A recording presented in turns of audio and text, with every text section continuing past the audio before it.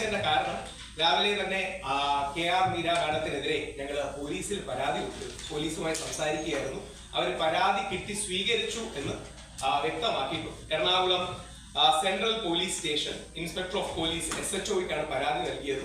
ഞാൻ നെടുവേണ്ടി അവരോട് സംസാരിക്കുകയായിരുന്നു. ആ സംസാരത്തിന്റെ കാരണമാണ് 10 മിനിറ്റ് താമസിച്ചത്. ശ്രീമതി KR മീരയുടെ ഹെയ്റ്റ് സ്പീച്ചിനെതിരെ നമ്മൾ പരാതി കൊടുത്തിട്ടുണ്ട്. കൊലപാതകത്തെ ന്യായീകരിക്കുന്ന അവരുടെ നിലപാടിനെതിരെ പരാതി കൊടുത്തിട്ടുണ്ട്. 352, 353, 196 IT ആക്ട് സെക്ഷൻ 67 അടക്കം ഇൻവോക്ക് ചെയ്ത് എറണാകുളം പോലീസ് സ്റ്റേഷനിലാണ് പരാതി കൊടുത്തത്. ജൂറിസ്ഡിക്ഷൻ ഒരു പ്രശ്നമില്ലാത്തതുകൊണ്ടാണ് എറണാകുളത്ത് കൊടുത്തത്. കാര്യം ഇന്റർനെറ്റിലൂടെ ഒക്കെയാണ് ഇത് പ്രധാനമായി വരുന്നത്. ഒരു പക്ഷേ നിങ്ങൾ ആരെങ്കിലും നമ്മുടെ ഇതിലേക്ക് പോകുമ്പോൾ ആരെങ്കിലും ആ സ്പീച്ച് കേട്ടിട്ടില്ലെങ്കിൽ ഞാൻ അവരുടെ സ്പീച്ചും എടുത്തിട്ടുണ്ട്. ഒരുപക്ഷെ എല്ലാവരും മാധ്യമപ്രവർത്തകരാണ്ട് അപ്ഡേറ്റഡ് ആയിരിക്കും. KR മീര മാഡം പറഞ്ഞ കാര്യങ്ങൾ എന്താണെന്നുള്ളത്. അതായത് വളരെ ചിരിച്ചുകൊണ്ട് പുച്ഛത്തോട് പറയുകയാണ്, ചിലപ്പം കഷായം കലക്കി കൊടുക്കേണ്ടി വരും.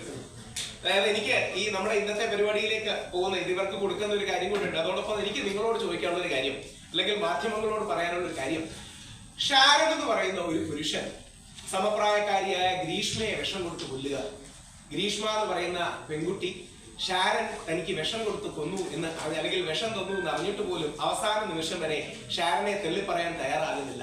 ഷാരന്റെ പേര് അവൾ മരണക്കിടക്കയിൽ വെച്ച് പോലും പറയാൻ തയ്യാറാകുന്നു. 11 ദിവസം വെള്ളം കുടിക്കാൻ കഴിയാതെ ഗ്രീഷ്മ എന്ന പെൺകുട്ടി 11 ദിവസത്തിന് ശേഷം മരിക്കുകയാണ്. ആ അവസരത്തിൽ രാഹുൽ ഈശ്വർ വന്ന് ഷാരനെ ന്യായീകരിച്ച് ഇങ്ങനെ സംസാരിച്ചിരുന്നെങ്കിൽ എന്നെ അറസ്റ്റ് ചെയ്യില്ലേ? അതേ മര്യാദ തിരിച്ച് അറസ്റ്റ് ഒന്നും ചെയ്യണ്ട, തെറ്റാന്ന് പറയാനുള്ള ഒരു മാന്യത ആൾക്കാർ കാണിക്കണ്ടേ? അതായത് നമ്മുടെ നാട്ടിലെ പ്രമുഖമായ ഒരു ലിറ്ററേച്ചർ ഫെസ്റ്റിവലിൽ ഇരുന്ന് ഒരാൾക്ക് വിഷം കൊടുത്ത് കൊല്ലുക. കോടതി വിധി, ബഷീർ സാറിന്റെ കോടതി വിധിയിൽ വ്യക്തമായിട്ടുണ്ട്. ശ്രീ ബഷീർ സാർ പറയുന്നത് 5ഓ 6ഓ തവണ മനഃപൂർവ്വം ഷാരനെ ഗ്രീഷ്മ അങ്ങോട്ട് വിളിച്ചു വരുത്തി ലൈംഗികതയിൽ ഏർപ്പെടാൻ താല്പര്യത്തോടുകൂടി സംസാരിച്ചു. എന്നിട്ട് വിഷം കൊടുത്തു കൊന്ന ഒരുത്തനെ അപമാനിക്കുകയും അവന്റെ കുറ്റമാണ് അവൻ മരിച്ചത് എന്ന് പറയുകയും ചെയ്യുന്നത് കൊലപാതകത്തെ ന്യായീകരിക്കലല്ലേ? ഹെയ്റ്റ് സ്പീച്ച് അല്ലേ? വിദ്വേഷ പ്രസംഗമല്ലേ? ജസ്റ്റിസ് കമാൽ പാഷ സാർ, നമ്മളെല്ലാം ആദരിക്കുന്ന ഹൈക്കോടതിയിലെ വളരെ പ്രഗത്ഭനായ ജഡ്ജിയായിരുന്നു. അദ്ദേഹവും പറഞ്ഞ് നിങ്ങൾ കേട്ട് കാണും, അന്തസ്സോടെ കഷായം കലക്കി കൊടുത്തു. ഞാൻ വീണ്ടും കേട്ടു. അത് ആരെങ്കിലും ഇനി എക്സ്ട്രാ വാക്ക് ആഡ് ചെയ്തതാണോ എന്നറിയാം. ഒരു ചാനൽ ചർച്ചയിൽ ഞാനൊരു ചാനൽ ചർച്ചക്കാരെ വിളിച്ചു ചോദിച്ചു. ഞാൻ അങ്ങനെ തന്നെയാണ് സാർ പറഞ്ഞത്. ഗത്യന്തരമില്ലാതെ അവസാനമോളം അന്തസ്സോടെ കഷായം കലക്കി കൊടുത്തു.